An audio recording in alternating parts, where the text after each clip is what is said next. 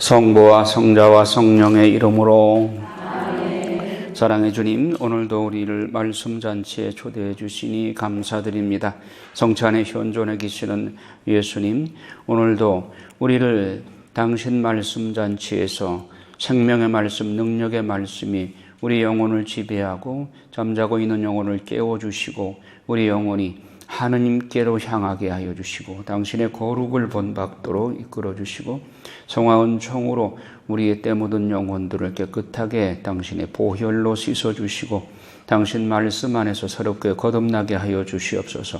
말씀이 살이 되어 오신 예수님, 우리도 당신의 말씀을 먹고 당신의 성체를 영함으로써 우리가 그리스도를 닮아가는 생활이 되게 하여 주시옵소서.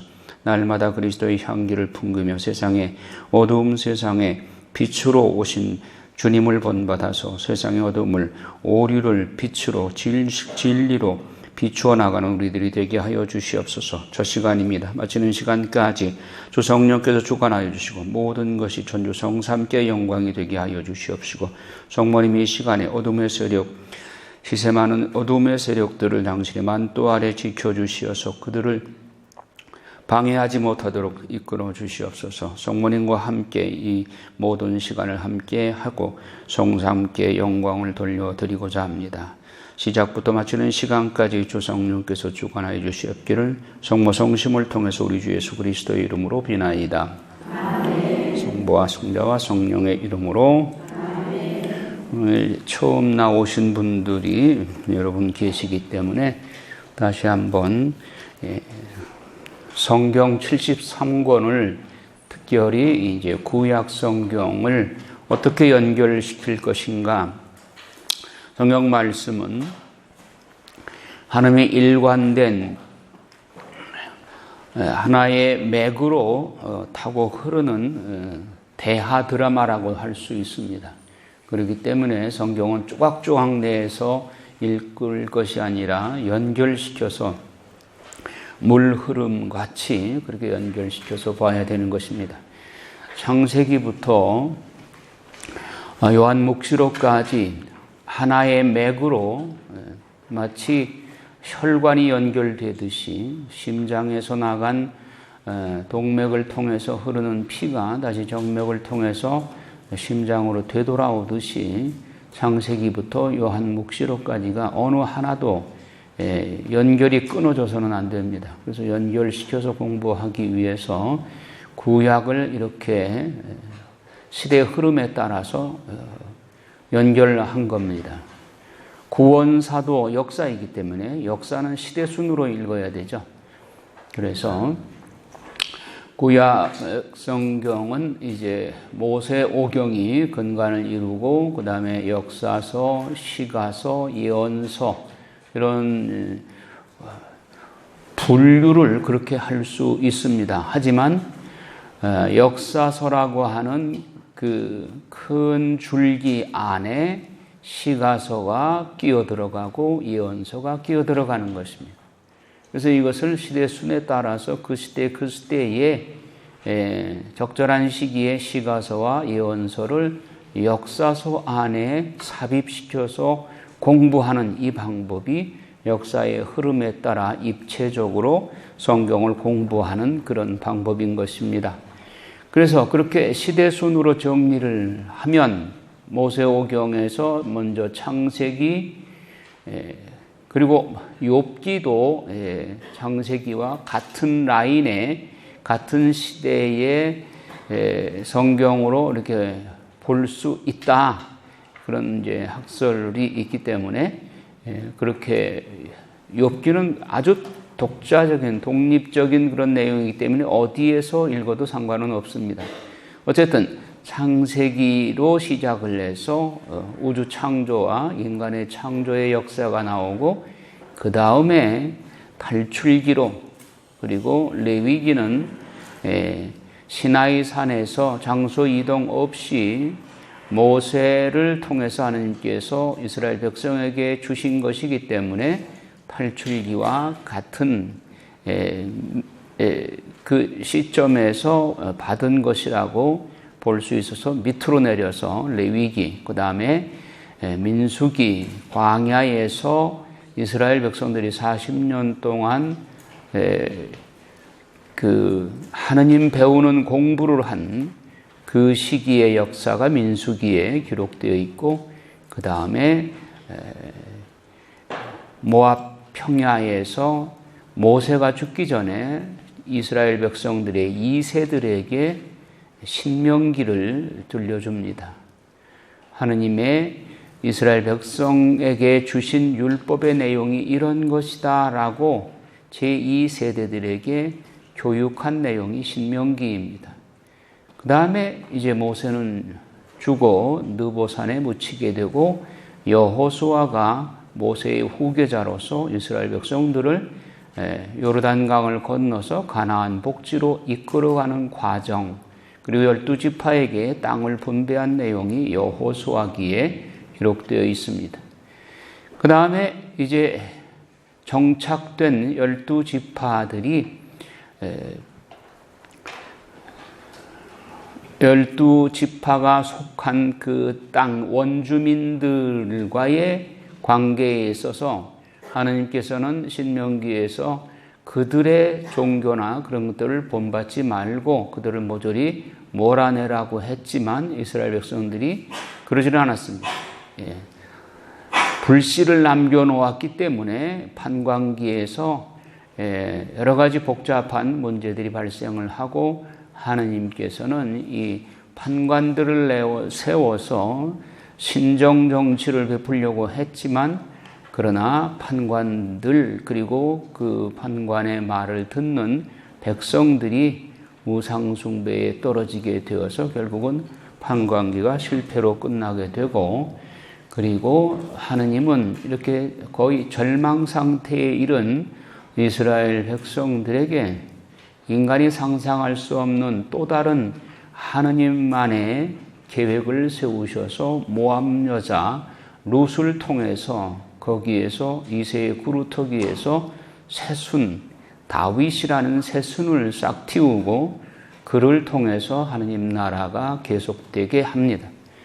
그리고 마지막 판관이라고 할 수 있는 사무엘을 통해서 사무엘로 인해서 이제 그 새로운 그 시대를 전기를 맞게 되는데, 왕을 세워달라고 하는 이스라엘 백성들의 호소에 하느님께서 사무엘에게 그러면 사울을 기름 부어라 해서 사울을 임금으로 세우지만, 그러나 그는 하느님의 말씀에 불순명했기 때문에 도중하차하게 되고, 그 다음으로 다윗이 하느님의 사울 다음으로 대신으로 왕이 되어서 그는 성군입니다. 하느님의 말씀에 철저하게 순명했고, 그래서 사울에게 시기 질투로 쫓겨다닐 때에 하느님께 대한 굳은 신뢰로 믿음으로 결국 고난을 믿음으로 승리한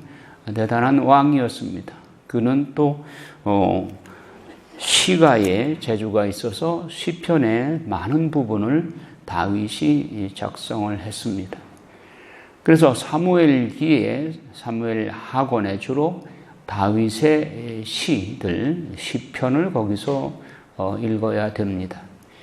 어떤 상황에서 이런 시가 나왔는가 하는 것을 사무엘 하를 공부할 때에 그런 시대적 배경, 정치적인 배경, 사회적인 배경을 공부한 다음에 그 시기에 쓴 시들을 그때 공부를 하게 되면 그 시의 내용을 좀 더 정확하게 이해할 수가 있기 때문입니다.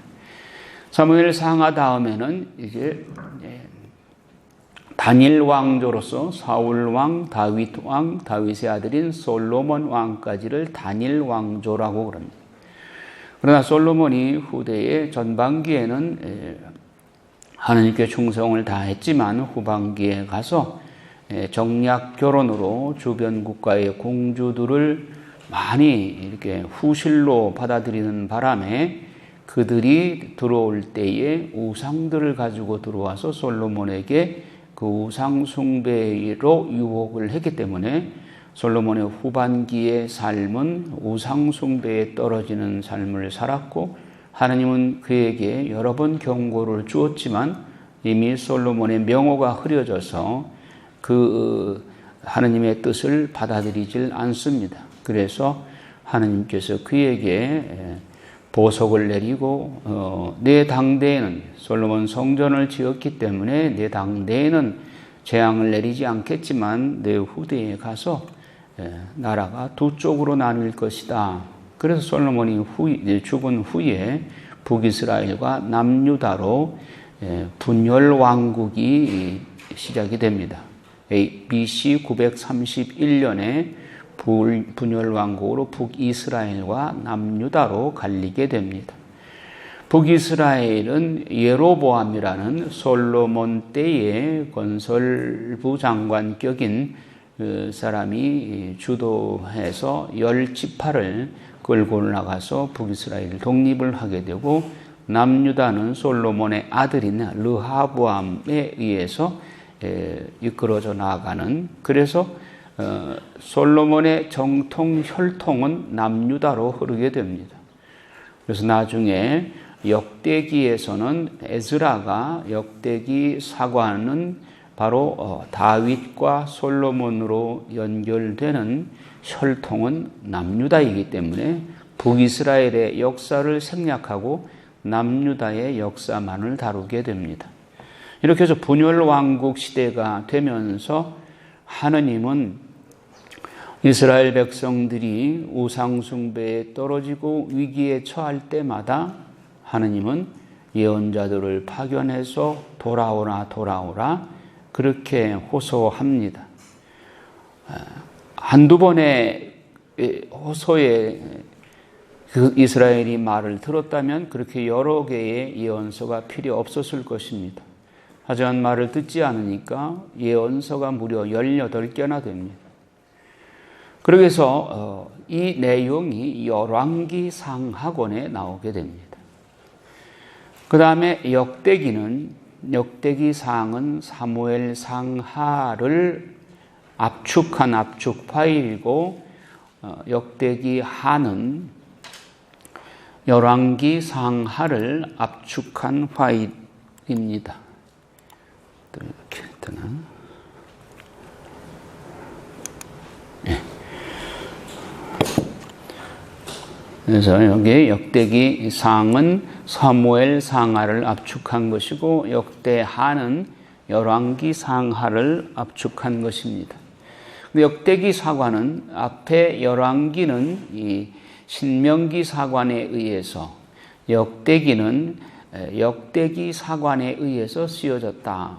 그래서 두 라인으로 나눠 볼 수가 있습니다. 역사는 사관에 의해서 해석을 해야 되기 때문에 열왕기 상하권까지의 이 사관을 신명기 사관이라고 그러는데, 신명기 사관은 하느님은 오직 야훼 한 분뿐이시니 그 야훼 하느님 한 분만을 섬겨야 한다.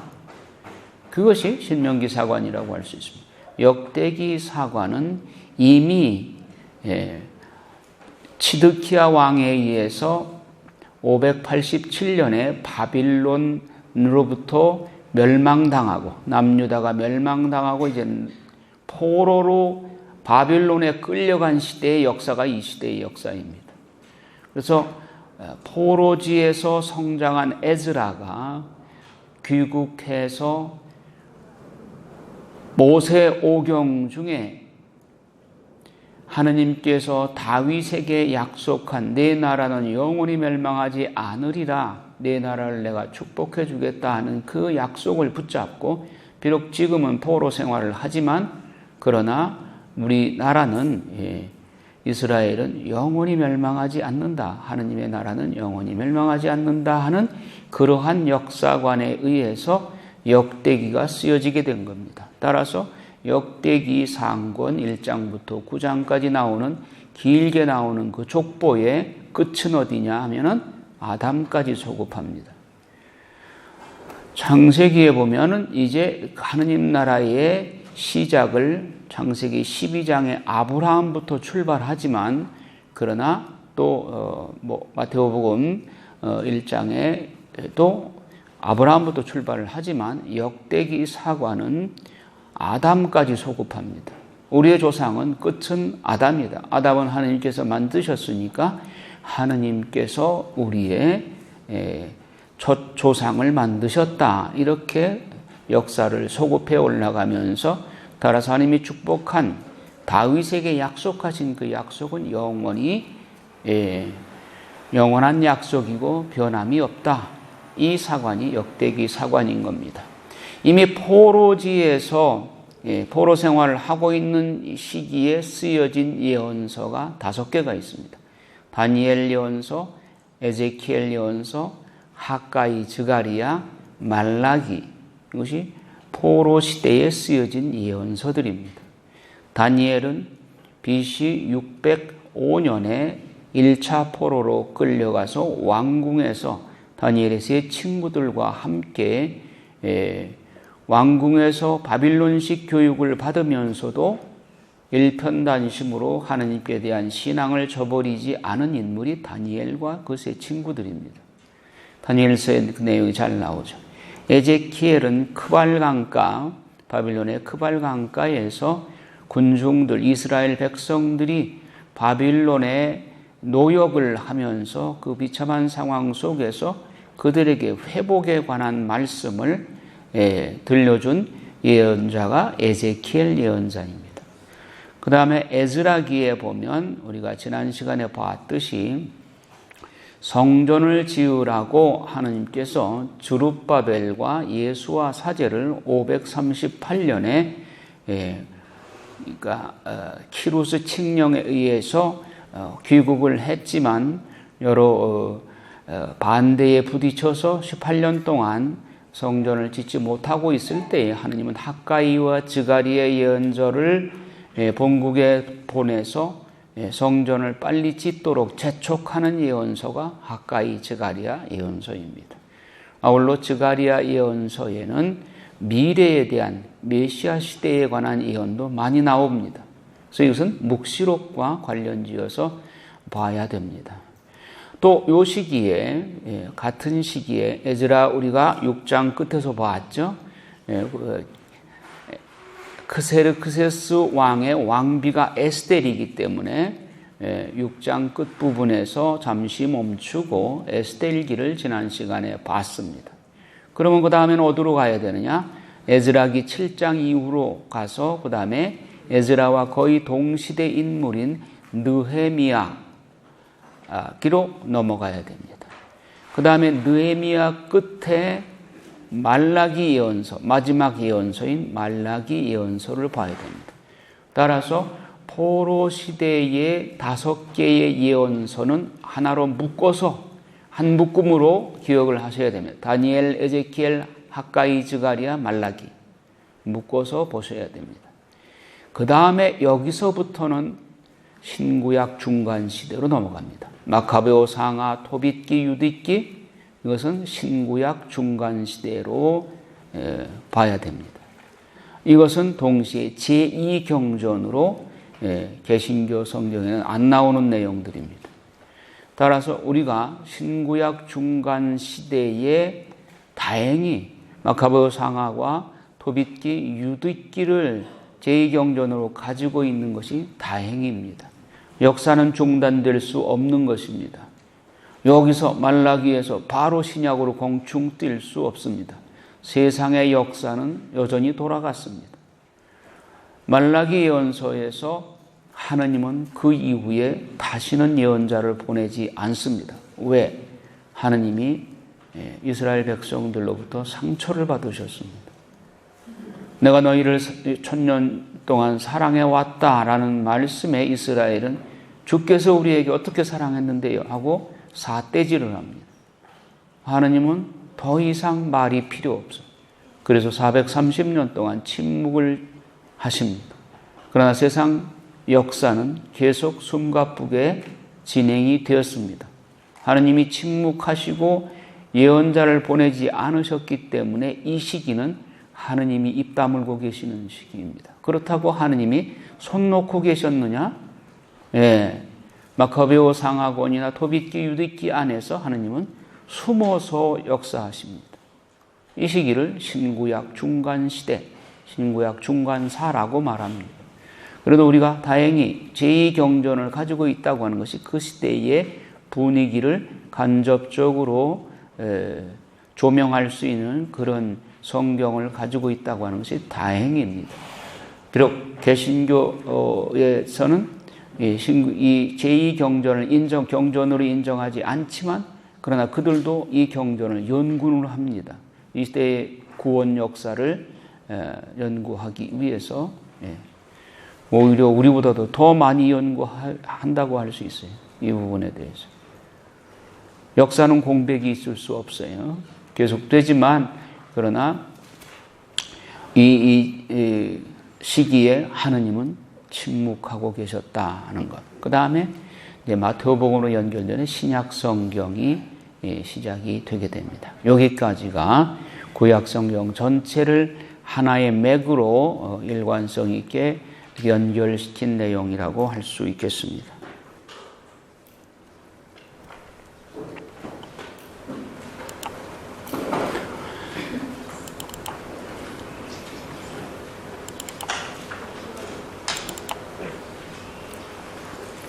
자, 그러면 지금부터 다시 에즈라 7장으로 가서 지난 시간에 에스겔기까지 봤는데 이제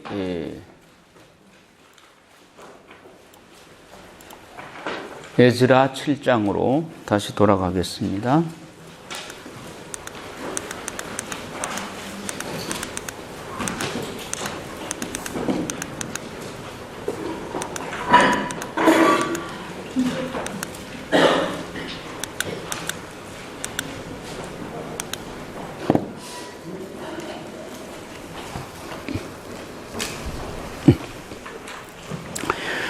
자, 지난 시간에도 제가 말씀드렸지만 에즈라 6장 22절과 7장 1절 사이에는 60여 년의 공백이 있다 하는 말씀을 드렸습니다.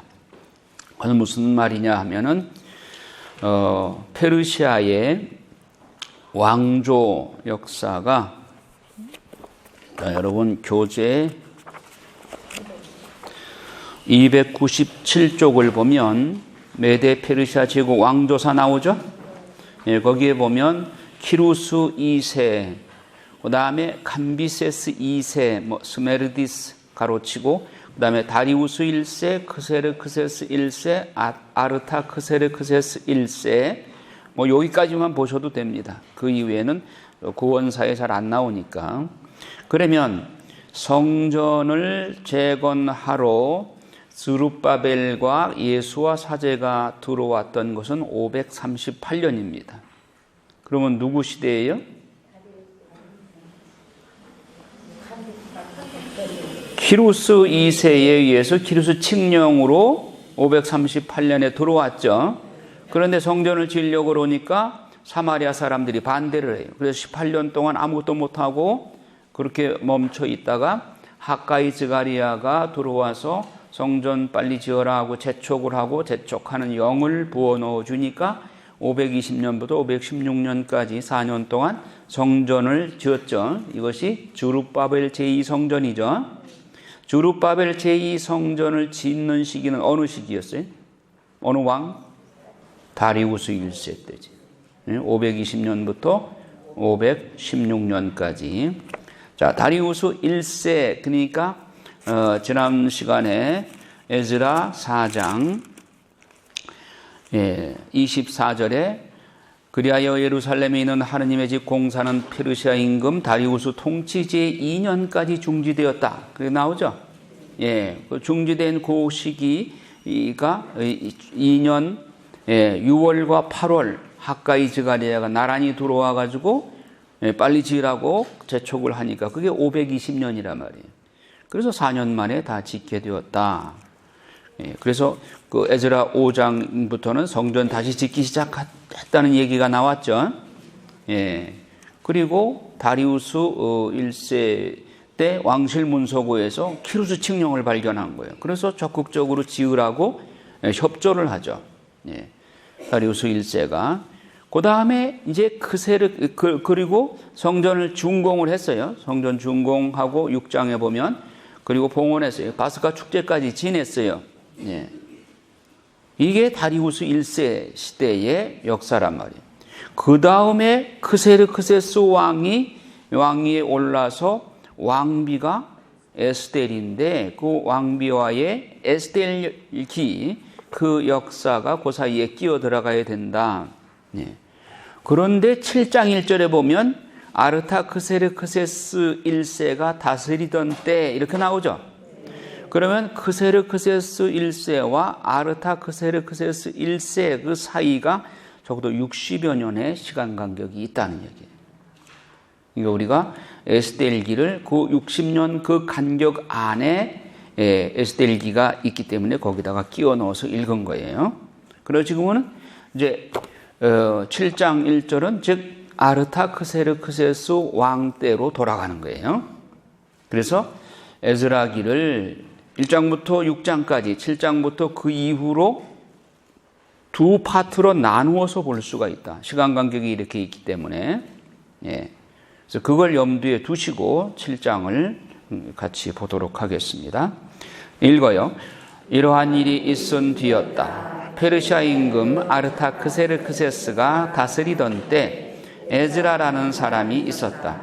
에즈라는 스라야의 아들, 스라야는 아자르야의 아들, 아자르야는 힐키야의 아들, 힐키야는 살룸의 아들, 살룸은 차독의 아들, 차독은 아히투브의 아들, 아히투브는 아마르야의 아들, 아마르야는 아자르야의 아들, 아자르야는 무라요스의 아들, 무라요스는 스라흐야의 아들, 스라흐야는 우치의 아들, 우치는 부키의 아들, 부키는 아비수아의 아들, 아비수아는 피누아스의 아들, 피누아스는 엘라자르의 아들, 엘라자르는 아론 수석사제의 아들이다. 야, 이렇게 길게 그 족보를 나열한 이유는 결국 에즈라는 아론 수석사제의 혈통이다. 대사제의 혈통을 타고났다. 그거죠. 결론은. 이 에즈라가 바빌론에서 올라왔는데 바빌론에서 태어났어요. 그 유배 기간 동안에. 그리고 모세오경을 거기서 읽은 거예요. 그러니까 우리 민족이 이렇게 위대한 민족, 하느님이 선택한 민족이 내가 이럴 때가 아니지? 공부를 더 해가지고 말씀 공부를 해가지고 가서 우리 백성들 풀이 죽어 있고 지금 나라가 망했다고 축 늘어져 있는 저 어깨를 저들을 다시 사기를 진작시켜야 되겠다. 그래서 이 에즈라가 바빌론에서 올라오는데 그는 주 이스라엘의 하느님께서 주신 모세의 율법에 능통한 학자였다. 주 그의 하느님의 손길이 그를 보살펴 주셨으므로 임금은 그의 청을 다 들어주었다. 자, 이 임금 누구요? 아르타크세르크세스 왕이 이 에즈라를 그렇게 신뢰해요. 뒤에 나오겠지만 아르타크세르크세스 임금 제7년에 이스라엘 자손들, 사제들, 레위인들, 성가대, 문지기들, 성전 일꾼들 가운데 일부도 예루살렘으로 올라왔다. 에즈라는 그 임금 제7년 5째 달에 예루살렘에 다다랐다. 이때 성전이 지어져 있어요? 아직 짓고 있어요? 다 지은 거예요. 다 지어졌어 지금. 그러니까 성전에서 신자들, 백성들을 가르치려고, 말씀을 가르치려고 지금 그러고 올라온 거예요. 그는 첫째 달 초하룻 날에 바빌론에서 여행을 시작하여, 아까 파스카 축제도 지냈잖아요, 이미. 그렇죠? 그의 하느님의 너그러우신 손길이 그를 보살펴 주셨으므로 5째 달 초하룻 날에 예루살렘에 다다를 수 있었다. 자, 여기서 하느님의 너그러우신 손길이 그를 보살펴 주셨다. 이 표현이 에즈라기에 많이 나옵니다. 에즈라라는 이름이 뜻하는 의미가 하느님께서 보살펴 주신다, 그런 뜻이에요. 우리 도미니카 자매님 이거 몇 번 나오는가 이것도 한번 조사해 보세요. 에즈라는 주님의 율법을 연구하고 실천할 뿐만 아니라 이스라엘에서 규정과 법을 가르치기로 마음을 굳혔던 것이다. 이거 아주 중요한 내용입니다. 에즈라는 주님의 율법을 연구하고 실천할 뿐만 아니라 이스라엘에서 규정과 법을 가르치기로 마음을 굳혔다. 여러분, 에즈라가 말씀 공부를 할 때 여건이 더 좋았을까요? 우리가 성경 공부하는 이 여건이 더 좋은가요? 여러분들은 에즈라가 천국 가면은 참 너희들은 참 좋은 환경에서 미리네 이렇게 경치 좋고 아름다운 곳에서 매주 월요일마다 공부를 할 수 있으니 얼마나 행복하냐. 나는 나라도 없는 그 시기에, 나라 멸망한 그 시기에 폐허에 역사적 자료도 하나도 없고 다 불타버리고 내가 일일이 사람 찾아다니면서 족보 다 물어가지고 만든 거예요. 족보. 여러분 족보 이름 이거 외우는 거 쉽지 않죠? 읽는 거. 그러면 에즈라가 그거 사람한테 일일이 한 사람 한 사람 다 물어가지고 기록했다는 그 에즈라의 수고를 생각해서라도 이 한 사람 한 사람을 정성껏 읽어줘야 돼. 그래야 에즈라 사제한테 좀 덜 미안하잖아요. 그럴 거예요? 안 그럴 거예요? 자, 그래 에즈라는 이렇게 악조건 하에서 주님의 율법을 연구하고 실천할 뿐만 아니라 이스라엘에서 규정과 법을 가르치기로 마음을 굳혔다. 규정과 법은 말씀이에요. 이건. 구약에서 나오는 법이라는 것은 다 말씀이에요. 하나님의 말씀. 자, 그래서 아르타크세르크세스 임금이 칙령을 내리다. 다음은 아르타크세르크세스 임금이 사제이며 율법학자 곧 주님의 계명과 이스라엘에 내린 규정에 통달한 학자 에즈라에게 준 서신의 사본이다. 누가? 임금이 에즈라를 얼마나 신뢰했는지 백주임을 하셔. 임금이 야, 너 돈 필요한 만큼 가져가. 그리고 뭐 아쉬운 거 필요한 거 있으면은 뭐든지 다 요청을 해. 이렇게 이스라엘 백성과 그들의 사제들과 레위인들 가운데서 예루살렘으로 가고 싶어하는 사람은 그대와 함께 가도 좋다. 네가 데리고 가고 싶은 사람, 필요한 사람 있으면 다 데리고 가. 그거예요. 임금과 그의 7 고문관이 그대를 보내는 것이니 그대 손에 있는 하느님의 법에 따라서 유다와 예루살렘이 어떠한지 살펴보아라. 또 그대는 임금과 그의 고문관들이 예루살렘에 당신 거처를 마련하신 이스라엘의 하느님께 자원으로 바치는 은과 금을 가지고 가거라. 그리고 예루살렘에 있는 자기들이 하느님 집에 바칠 자원 예물도 가지고 가거라. 또 그 돈으로 어김없이 황소와 순양과 어린 양 그리고 그것들에 곁들인 곡식 제물과 제주를 사서 예루살렘에 있는 그대들의 하느님 집 제단에서 바쳐라.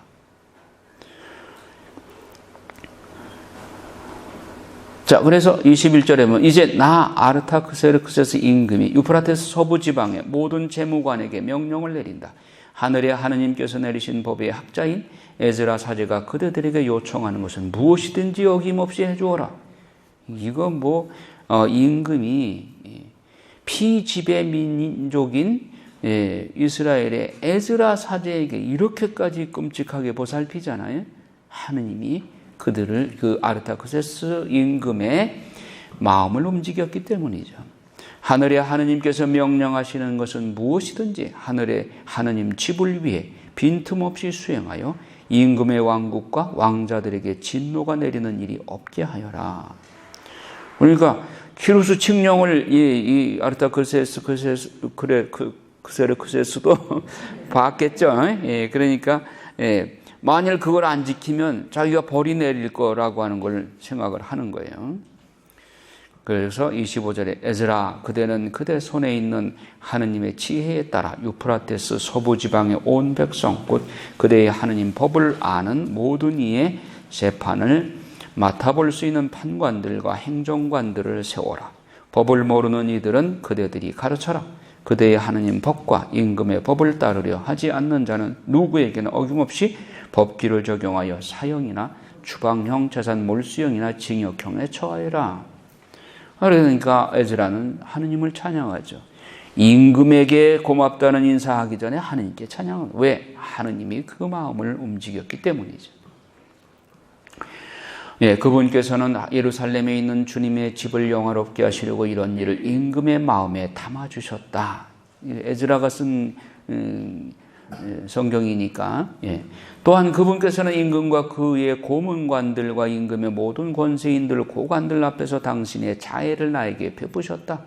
주내 하느님의 손길이처럼 나를 보살펴 주심으로 나는 용기를 내어 이스라엘 백성 가운데에서 나와 함께 올라갈 우두머리들을 모았다. 그래서 에즈라와 함께 돌아온 사람들 이름이 쭉 나오죠. 성전 일꾼들을 모집을 하고, 자, 돌아오는 길이 험난합니다. 그러니까 에즈라가 단식하면서 도움을 청합니다. 21절에. 자, 그런데 여러분 성경을 읽다가 이 성경의 주인공이 바뀌는 부분을 여러분들 발견하셨을 거예요. 처음에는 객관적인 서술로 합니다.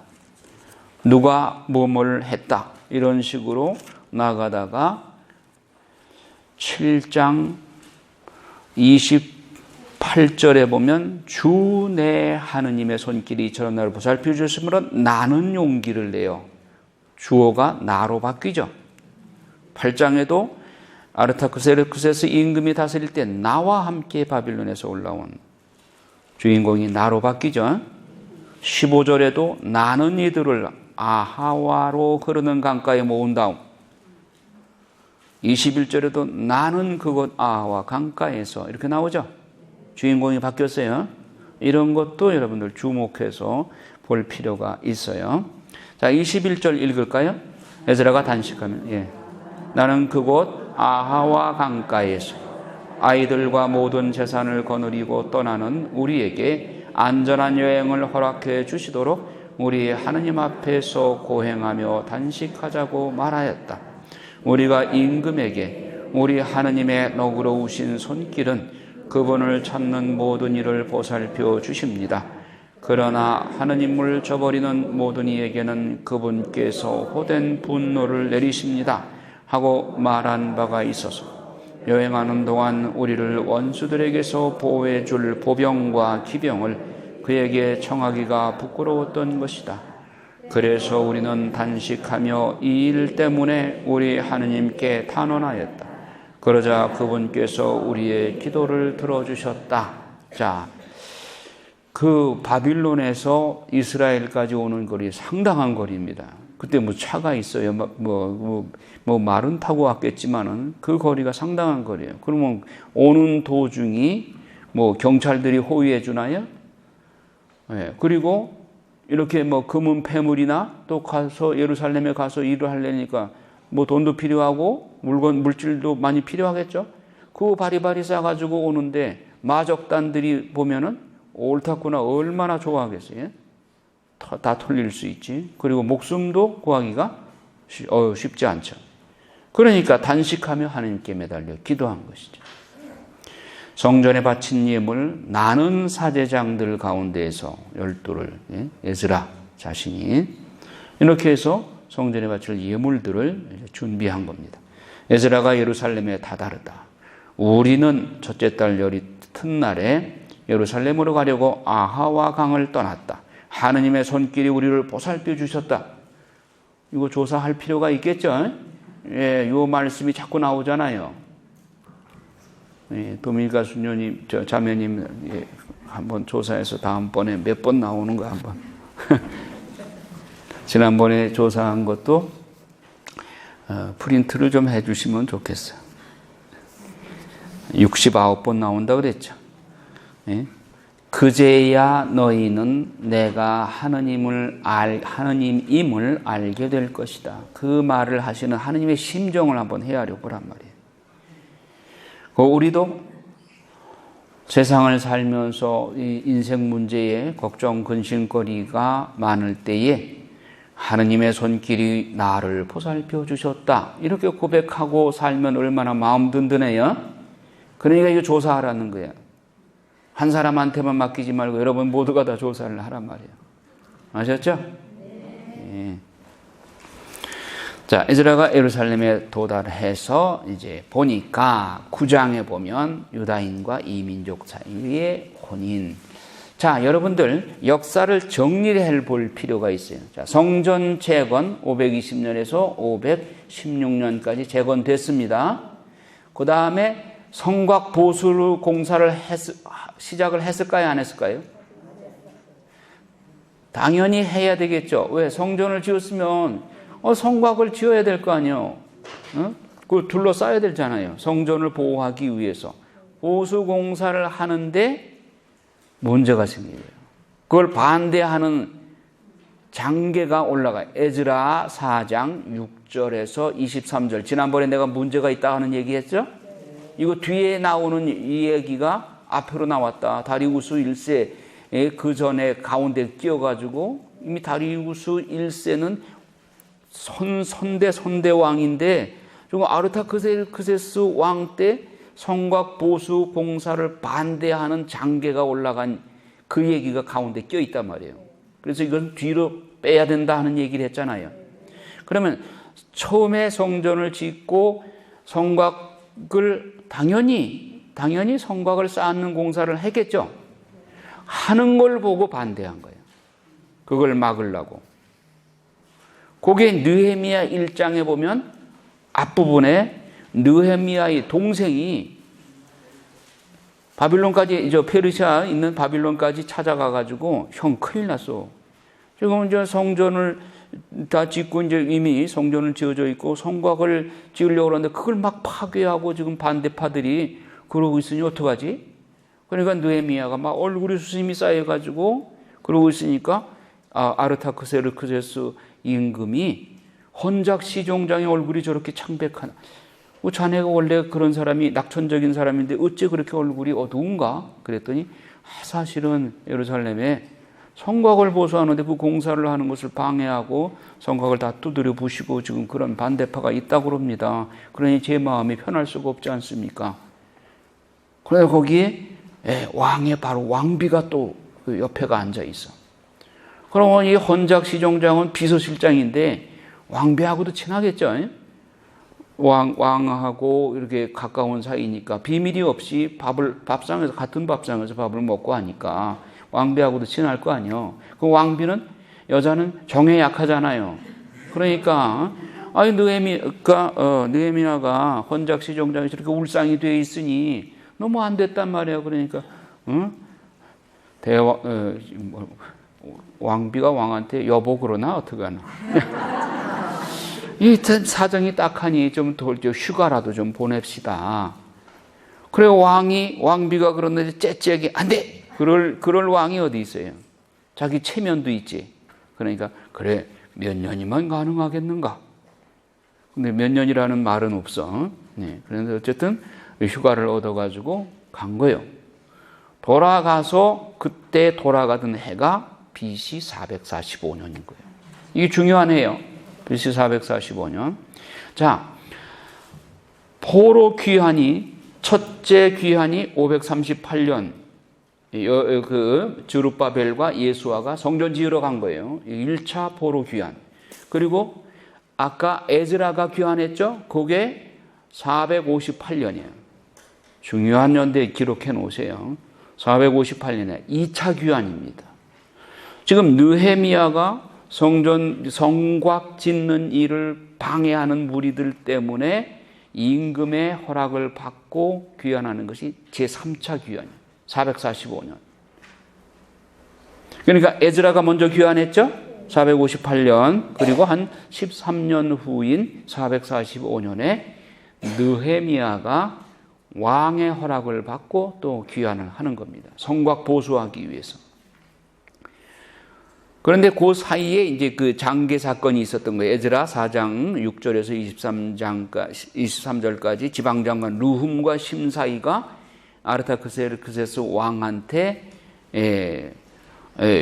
이 사람들이 성전도 이미 지어놓고 성벽을 짓고 그러면 틀림없이 혁명을 일으켜가지고 임금을 위협할 겁니다. 그리고 세금도 안 낼 겁니다. 이렇게 선동을 하니까 왕은 그 말만 들으니까 겁이 난단 말이에요. 그러면 못하게 말하라.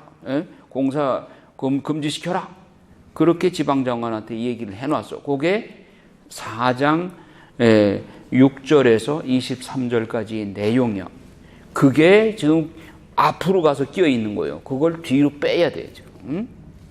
자, 에즈라는 지금 먼저 들어와 가지고 성경 강의 하려고 하고 있는데, 아이고, 돌아보니까 유다인과 이민족 사이가 지금 혼인하고 있고 막 섞임죄에 지금 빠져 있어. 그러니까 이거 정리하는 내용이 에즈라 10장까지 내용이요. 그 다음에 느헤미야 1장 이후에는 성벽 쌓는 것을 반대하는 장계가 올라가고 반대 성곽 쌓는 일을 금지하는 금지 명령이 왕으로부터 내렸었는데, 그 후에 느헤미야가 임금의 허락을 받고 휴가를 내서 돌아와서 성곽 쌓는, 다시 성곽을 쌓는 이야기가 느헤미야기에 나온단 말이에요. 이 역사적 사건을 쭉 정리를 하셔. 성전이 이미 재건되었다. 그 다음에 성곽 보수 공사를 하려는데 반대하는 장계가 올라갔다. 이미 에즈라는 들어와서 성전 지어지고, 그리고 그 성전에서 파스카 지내고 전례할 수 있는 사람들 같이 2차 귀환 때 돌아와 가지고 그리고 성경을 가르치고 있다. 이걸 연상을 하란 말이에요. 그 다음에 이제 느헤미야 1장으로 들어가서 성곽 마무리 짓는 그 공사를 하는 내용이 나온다는 거예요. 자, 9장, 에즈라 9장. 처음 듣는 분들은 뭐 뒤숭숭하고 어지러울 수 있지만 그러려니 하세요. 이거는 한두 번 성경 공부해가지고 다 아는 거 아니니까 지금 못 알아들어도 괜찮아요. 마음 느긋하게 생각하셔요. 내년에 다시 올 생각하셔. 자, 9장 읽어봐요. 1절. 이러한 일들을 마친 다음이었다. 수령들이 나에게 다가와서 말하였다. 이스라엘 백성은 물론이고 사제들과 레위인들까지 이 지방 백성들과 갈라서지 않고 가나안족, 히타이트족, 프리즈족, 여부스족, 암몬족, 모압족, 이집트족, 역겨운 짓들을 따라합니다. 그들의 딸을 아내로 또 며느리로 맞아들입니다. 그리하여 거룩한 씨가 그 지방 백성들과 섞이는데 수령과 나는 이 말을 듣고 찢고 머리카락과 수염을 뜯고는 넋을 잃고 앉아 있었다. 이스라엘의 하느님 말씀을 떨리는 마음으로 받아들이는 이들이 돌아온 유배자들의 이 배신 때문에 모두 나에게 몰려왔다. 나는 저녁 제사 때까지 앉아 있었다. 그러니까 이민족과 혼혈이 되는 것을 이 유다인들은 그렇게 하느님의 명을 어기는 것이라고 그렇게 중대하게 여기는 거예요. 지금도 마찬가지죠. 역시 선민다운 모습이죠. 이렇게 해서 단식하면서 기도하고, 기도하는 내용도 보세요. 에즈라의 기도. 저녁 제사 때 나는 단식을 그치고 일어나서 의복과 겉옷은 찢어진 채 무릎을 꿇고 두 손을 펼쳐 주 나의 하느님께 말씀드렸다. 저희 하느님 너무나 부끄럽고 수치스러워서 저희 하느님 당신께 제 얼굴을 들 수가 없습니다. 저희 죄악은 머리 위로 불어났고 저희 잘못은 하늘까지 커졌습니다. 저희 조상들부터 이날까지 저희는 큰 잘못을 저지르며 살아왔습니다. 그러니까 나라가 위기에 처하면 내 가슴을 치고 단식하고 하느님께 우리 죄에 대해서 자복을 해야지. 주님 왜 우리에게 이런 고통 주십니까? 그건 기도가 아니에요. 그거는 우선 우리 자신의 가슴을 쳐야 되는 거예요. 자, 그래서 이제 에즈라의 기도 그 내용, 여러분들 에즈라의 기도 내용을 가지고 기도하셔도 돼. 성처조배 할 때도 그 선진들의 이런 기도 내용들을 가지고 그들 나의 기도로 바쳐도 좋은 거예요. 그래서 저희는 당신의 계명들을 저버렸습니다. 이 계명들은 당신의 종 예언자들을 통하여 이렇게 말씀하시면서 명령하신 것입니다. 11절 거기에 너희가 들어가서 차지할 땅은 그 지방 백성들의 더러운 짓과 역겨운 짓으로 더럽혀진 곳이다.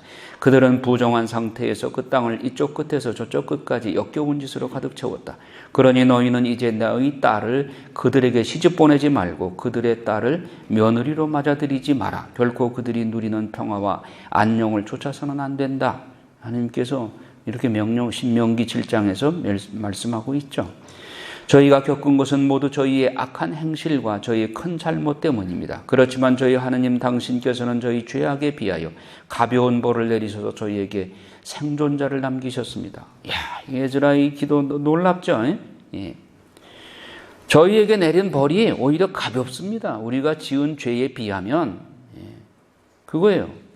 아주 몰살시켜도 당연한데 그래도 남은 자를 남겨주시니 당신의 자비가 너무 크십니다. 성은이 만극하오이다 이거예요. 주 이스라엘의 하느님 당신은 의로우신 분이십니다. 그래서 저희 가운데에서 오늘도 이처럼 생존자가 남게 된 것입니다.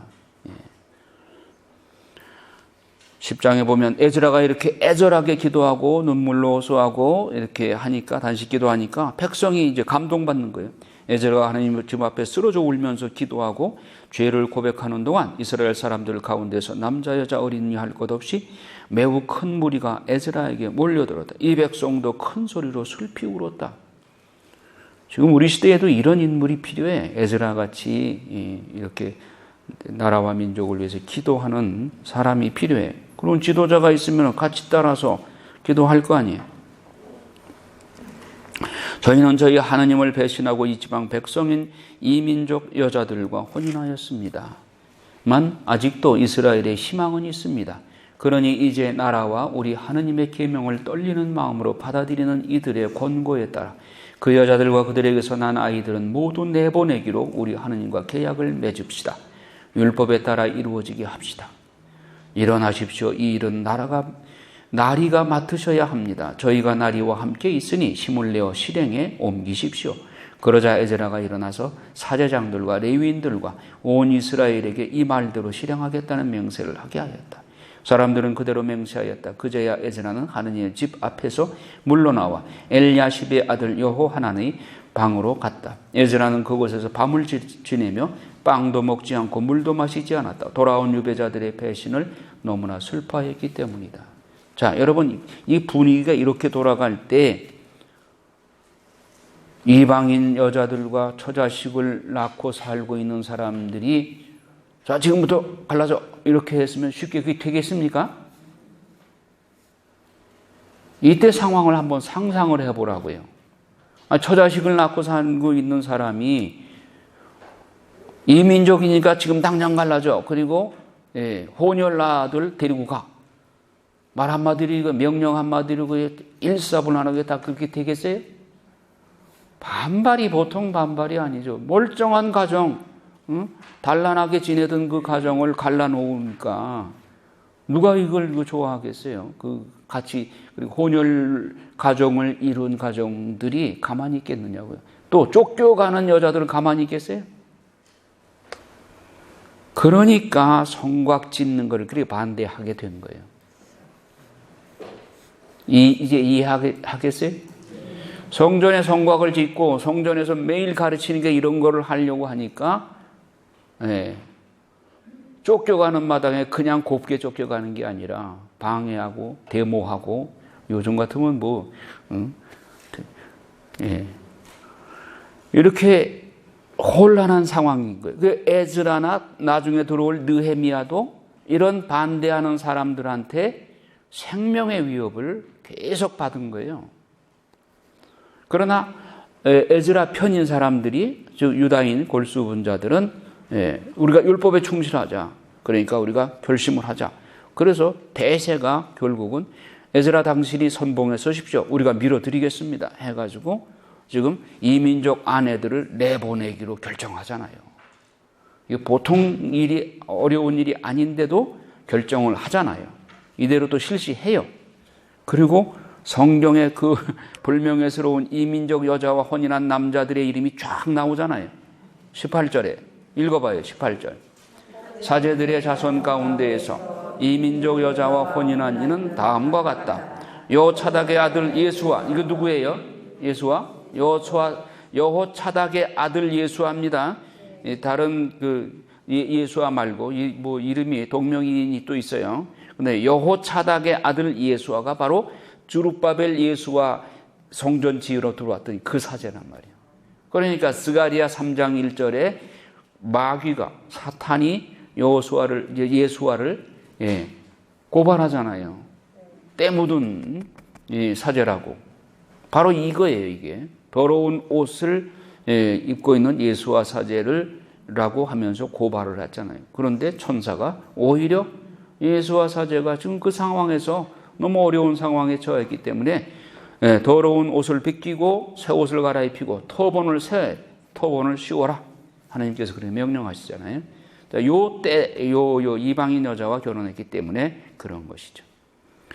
자, 그 후에 뭐 여러 사람들 이름이 다 나오고 44절에 보면 이들은 모두 이민족 여자와 혼인하였다가 아내와 자식들을 떠나보낸 사람들이다. 떠날 때 곱게 떠나지 않고 그때 얼마나 혼란스러웠겠나 이걸 생각해 보는. 그러니까 예루살렘 성벽 짓는 일에 방해, 못 먹는 감 찔러나 보자 하면서 방해했던 거죠.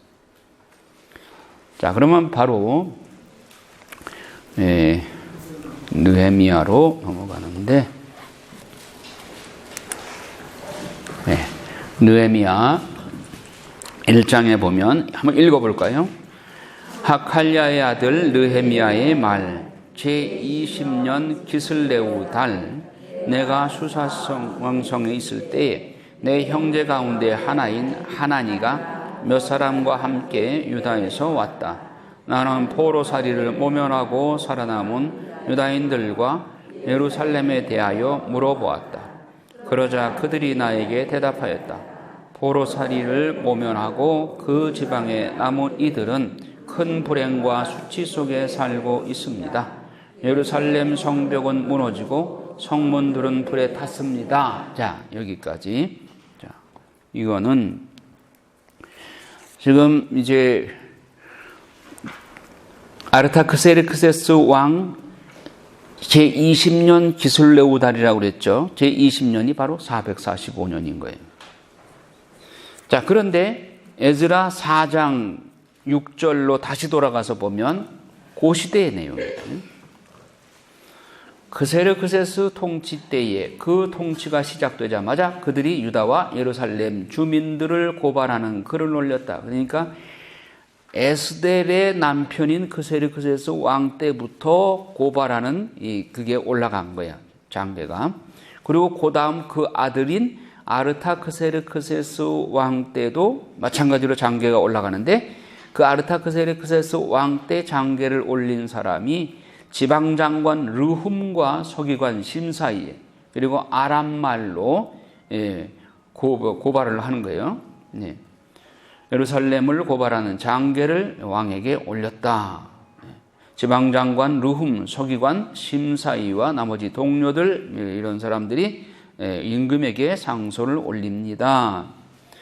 올리는 이유 근거가 뭐냐면은 자 12절에 보면 이제 임금님께서는 이러한 사실을 아시기 바랍니다. 임금님 곁을 떠나 저희가 있는 곳으로 올라온 유다인들이 예루살렘으로 가서 반역과 사악의 도성을 다시 짓고 있습니다. 성벽 쌓는 일을 끝내가고 기초를 다지고 있습니다. 성전 짓는 게 아니죠. 성벽이죠. 성벽. 이미 성전은 지어진 것이죠. 지어진 것이고 지금 성벽을 마무리하려고 성벽을 짓는 것을 방해하는, 그래서 성벽을 쌓는 일을 끝내가고 기초를 다지고 있습니다. 그러니 이제 임금님께서는 이러한 사실을 아시기 바랍니다. 그들이 성벽을 짓는 것은 조공도 관세도 세금도 바치지 않고 왕실 수입에 손해를 끼치려고 하는 것입니다. 그리고 그들이 혁명을 일으켜서 임금을 반대하려고 그러는 것입니다. 이거예요.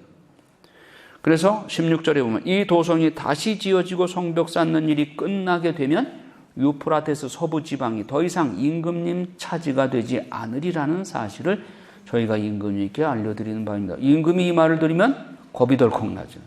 그렇죠? 그러니까 금지 명령 내리는 거예요. 자, 그대들은 명령을 내려, 지방장관이니까 그자들의 작업을 중지시키고 내가 명령을 내릴 때까지 그 도성을 다시 짓지 못하게 하여라. 이렇게 금지 명령을 아르타크세르크스 임금이 내린 거예요.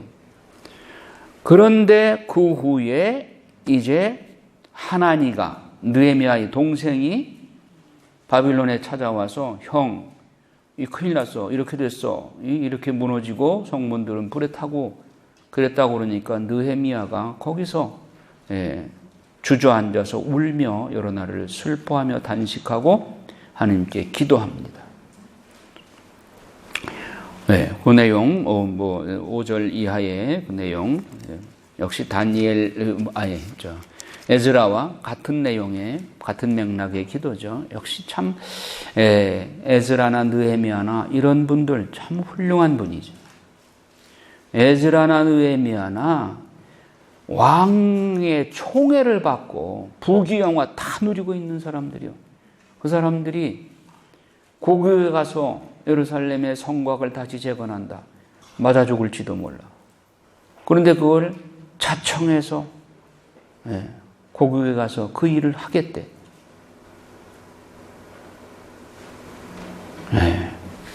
우리나라에 이런 사람이 얼마나 될까 모르겠어요. 자, 2장에 보면 느헤미야가 예루살렘으로 오다. 읽어볼까요? 아르타크세르크세스 임금 제20년 니산달 내가 술시중 담당이었을 때 나는 술을 가져다가 임금님께 올렸다. 그런데 내가 이제까지 임금님 앞에서 슬퍼한 적이 없기 때문에 임금님께서 나에게 물으셨다. 어째서 슬픈 얼굴을 하고 있느냐? 내가 아픈 것 같지는 않으니 마음의 슬픔일 수밖에 없겠구나. 나는 크게 두려워하면서 임금님께 아뢰었다. 임금님께서 만수무강하시기를 빕니다. 제 조상들의 묘지가 있는 도성은 폐허가 되고 성문들은 불에 타버렸는데 제가 어찌 슬픈 얼굴을 하지 않을 수 있겠습니까? 그러자 임금님께서 나에게 내가 바라는 것이 무엇이냐 하고 물으시기에 나는 하늘의 하느님께 기도를 올리고 임금님께 아뢰었다. 임금님께서 좋으시다면 그리고 이 종을 곱게 보아주신다면 저를 유다로 제 조상들의 묘지가 있는 도성으로 보내주셔서 그 도성을 다시 세우게 해주시기를 바랍니다. 그때 여호와께서도 옆에 계셨는데 임금님께서 얼마 동안 가 있어야 하느냐 언제나 돌아오시겠느냐 하고 나에게 물으셨다. 임금님께서 나를 보내시는 것을 좋게 여기셨으므로 나는 임금님께 기관을 말씀드렸다. 나는 또 임금님께 아뢰었다. 임금님께서 좋으시다면 유프라테스 서부 지방관들에게 가는 서신 몇 통을 저에게 내리게 하시어 제가 유다에 다다를 때까지 그들이 저를 통과시키도록 해주십시오. 또 왕실 숙직이 아삽에게도 서신을 내리시어 하느님 집곁 성체의 문과 도성의 벽 그리고 제가 들어가 살 집에 필요한 목재를 되게 해 주십시오. 내 하느님의 너그러우신 손길이 나를 보살펴 주셨으므로 임금님께서는 내 청을 들어주셨다.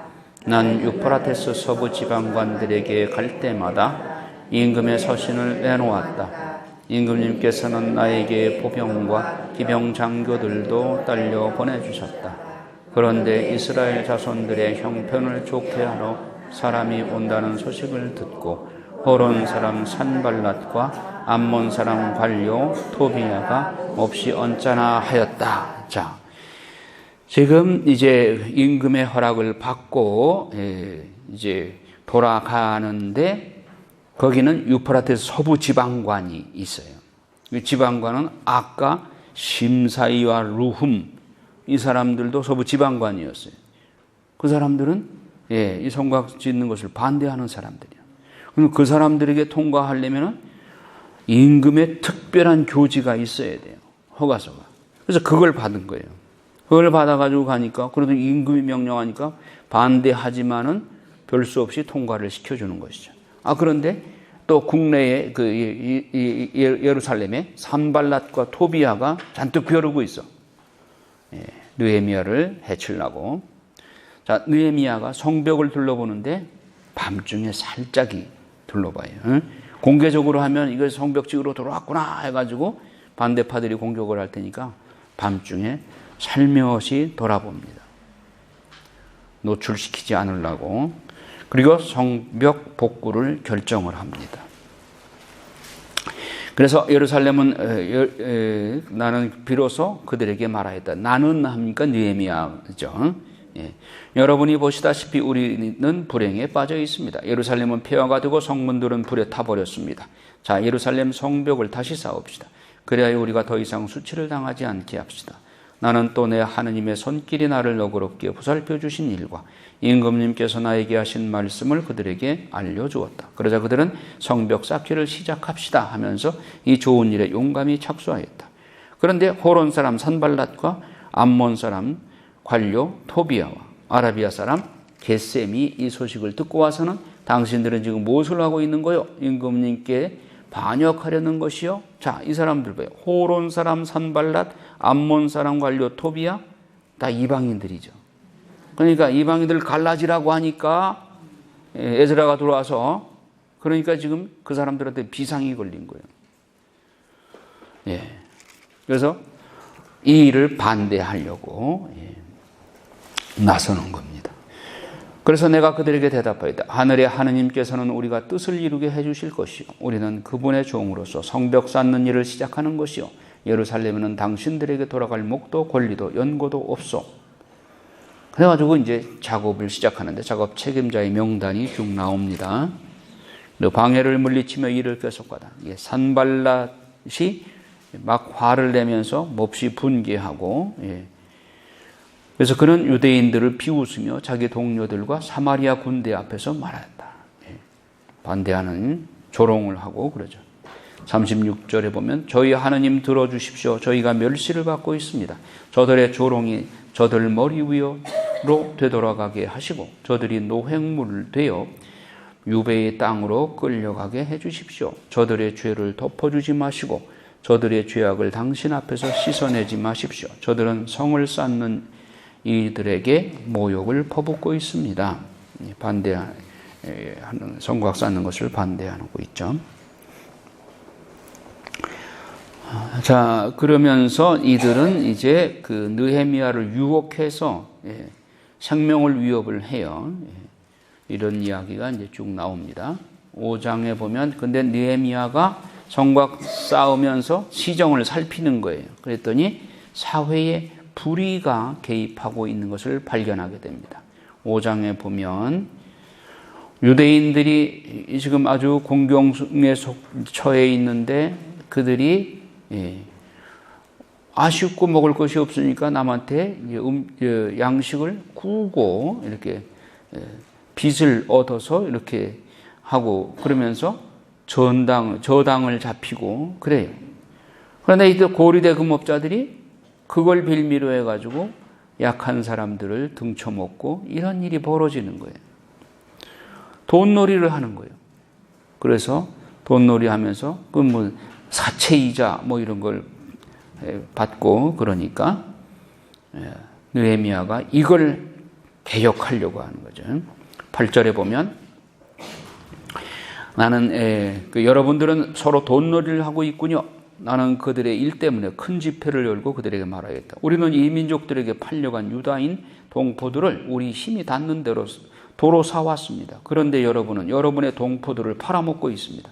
그러면서 우리더러 도로 사오라는 말입니까? 그들이 입을 다문 채 아무 말도 못하고 있는 것을 보고 나는 말을 이었다.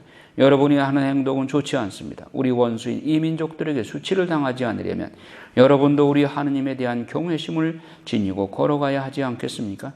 나도 내 형제들도 내 부하들도 그들에게 돈과 곡식을 구워주고 있습니다. 이제 우리는 이렇게 이자 받는 일을 그만둡시다.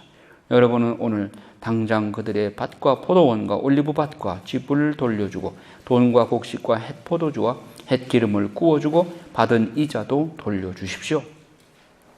그러자 그들이 양심에 보답게 여서 우리가 돌려주고 그들에게 아무것도 요구하지 않겠습니다. 말씀하신 그대로 하겠습니다.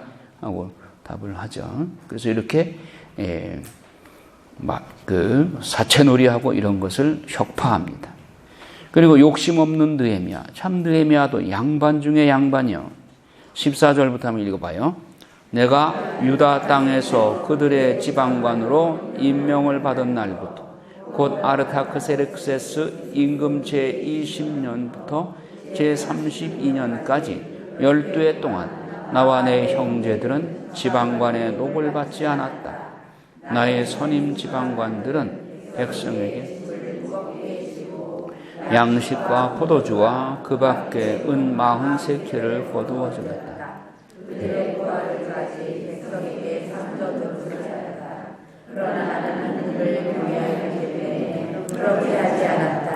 또한 나는 이 성벽 쌓는 일에만 힘을 쏟고서 밭대기 하나 사들이지 않았다.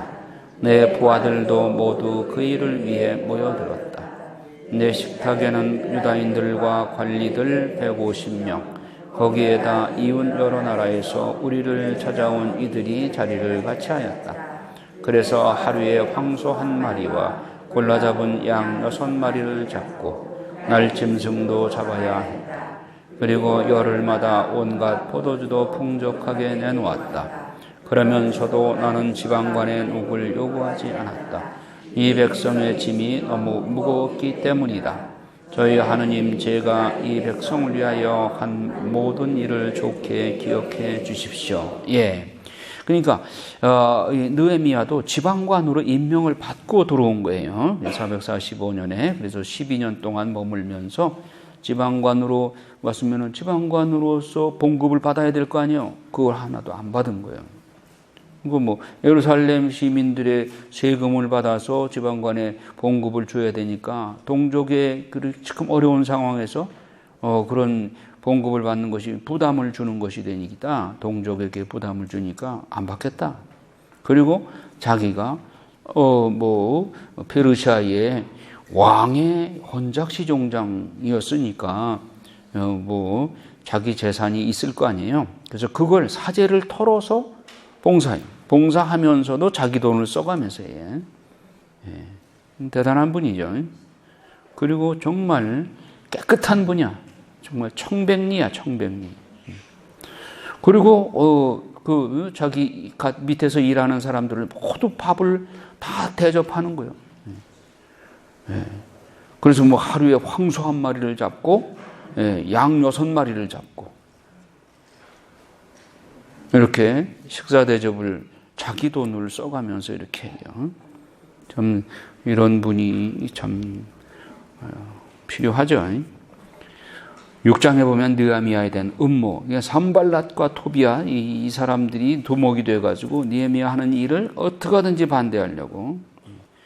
이 사람들이 산발랏과 토비야가 구린대가 있으니까 그러는 거예요. 뒤에 보게 되겠지만, 자 어디를 보냐 하면은 느헤미야 13장 28절 한번 보세요. 13장 28절 엘야십 대사제의 아들 요야다의 아들들 가운데 하나가 호론 사람 산발랏의 사위였다. 이 구린대가 있으니까 이 산발랏이 이렇게 반대하는 거예요. 자기 사위가, 그러니까 지금 산발랏은 이방인이잖아요. 이방인의 사위가 요야다의 아들 중에 한 사람이야. 그러나 결국은 자기 사위하고 자기 딸하고 갈라져야 되잖아요. 이방인이니까. 그러니까 느헤미야의 개혁을 반대하는 거예요. 자, 성벽 공사가 끝나다.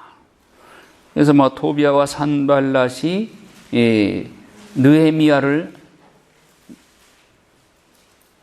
어디서 만나자고 해서 쥐도새도 모르게 없애려고 또 스마야라고 하는 사람을 유혹을 해서 매수해서 성전에서 우리 만납시다 하고 말을 해요.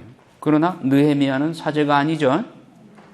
그러니까 사제가 아닌 사람이 성소에 들어가면 어떻게 돼? 죄를 짓는 것이죠. 그렇게 유혹을 한 거예요. 그러나 느헤미야는 거기에 말려들질 않죠. 다 거절합니다. 그리고 성벽 공사를 52일 만에 끝내요. 밤낮 없이 공사를 한 거예요. 공사를 하는데 반대 세력이 언제 와서 공격할지 모르니까 한 손에는 칼을 들고 한 손에는 공사를 하고 이렇게 아주 살벌한 분위기에서 경비를 세워가면서 이렇게 공사를 52일 만에 마치게 된 거예요. 자, 1차 귀환자의 명단과 수 쭉 나오고 8장에 보면 이제 율법을 봉독하다. 자, 성전과 성벽은 하드웨어라고 할 수 있고 에즈라가 성경 말씀 강의한 것은 소프트웨어라고 할 수가 있어요. 하드웨어와 소프트웨어가 같이 결합돼야 완전하게 되는 거죠. 성전 빛 껍데기만 있으면 뭐예요? 의식이 개혁이 돼야지. 말씀으로 개혁이 돼야 되지. 그래서 8장에서는 에즈라가 소프트웨어로 하나님의 말씀 강의가 여기 나오는 거예요. 8장에 보면 그때 온 백성이 일제히 물문 앞 광장에 모여 율법학자 에즈라에게 주님께서 이스라엘에게 명령하신 모세의 율법서를 가져오도록 청하였다. 에즈라 사제는 남자와 여자 그리고 말귀를 알아들을 수 있는 모든 이로 이루어진 회중 앞에 율법서를 가져왔다. 때는 7째 달 초하룻 날이었다. 7째 달 초하룻 날은 무슨 날이에요? 응? 나팔절이라고 그랬잖아. 나팔절, 신년절. 자, 레위기 23장을 보세요.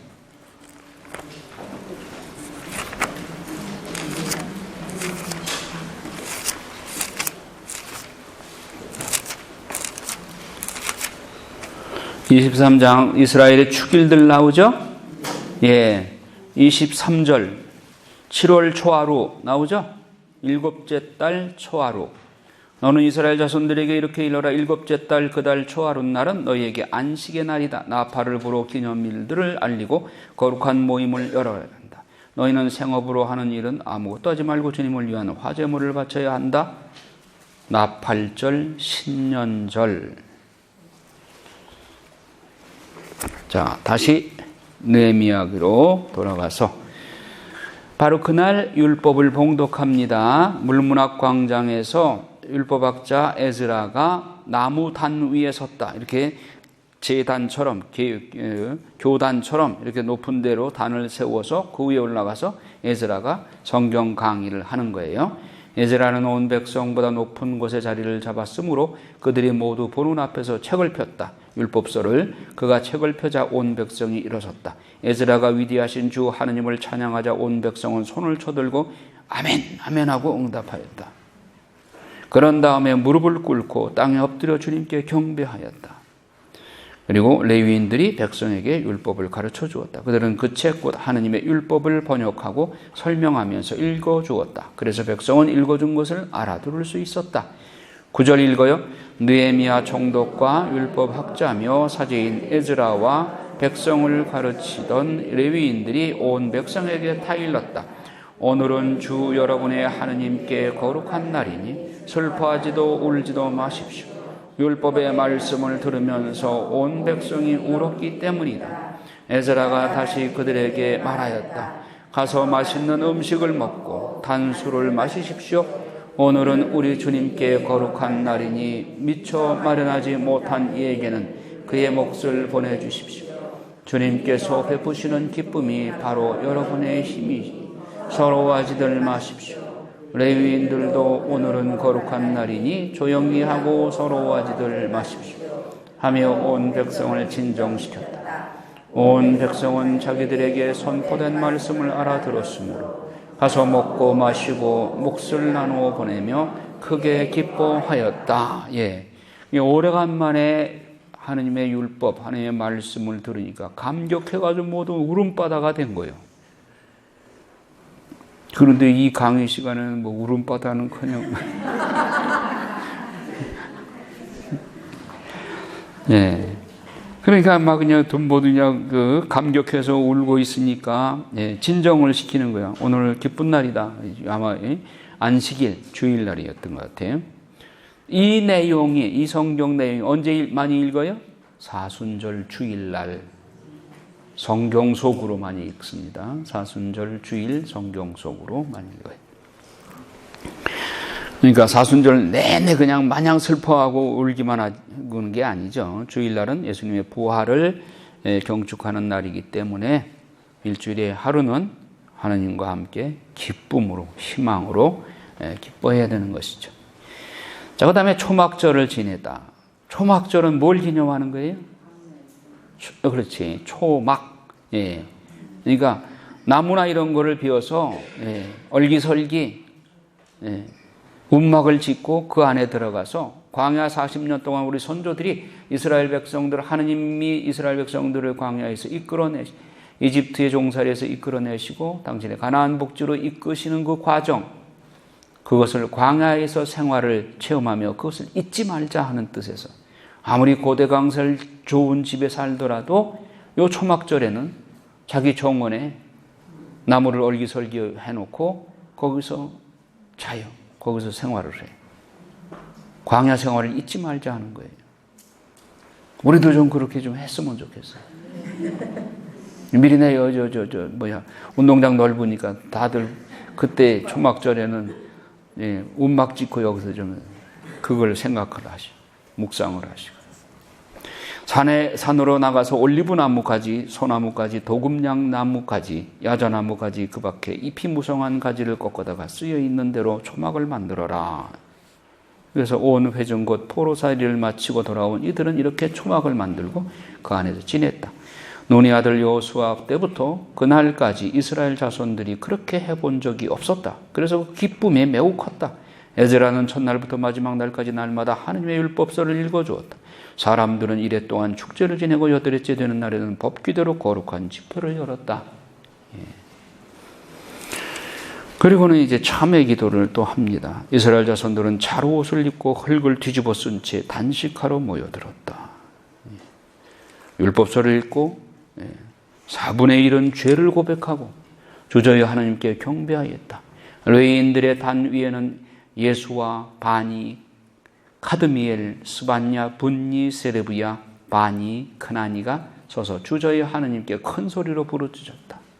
레위인들은 예수와 카드미엘, 바니니, 하사분니야, 세레브야, 호디야, 스반야, 포타히야가 일어나 주 여러분의 하나님을 찬미하십시오 하고 외쳤다. 찬미가를 이렇게 노래하는 것이죠. 그리고 이제 10장에 보면 맹약을 맺고 서명을 하다. 이 모든 것 때문에 우리는 맹약을 맺고 그것을 기록하였다. 밀봉한 그 문서에는 우리의 수령들과 레위인들과 사제들이 서명하였다. 밀봉한 그 문서에 서명한 이는 다음과 같다. 거기 이제 10절에 보면 레위인으로 아잔야의 아들 예수와, 그건 아까 무슨 예수와라고 그랬죠?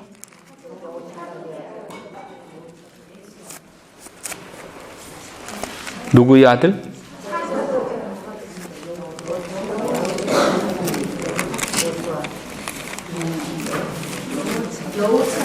여호차닥의 아들이지.